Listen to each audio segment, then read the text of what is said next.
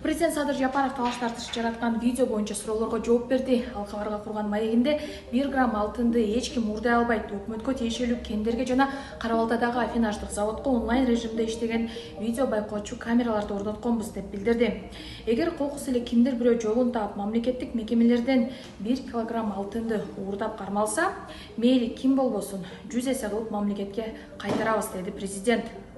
Жапаров агасы Сабыр Жапаровдун да алтын сатууга байланышы бар деген маалыматты төгүндөдү.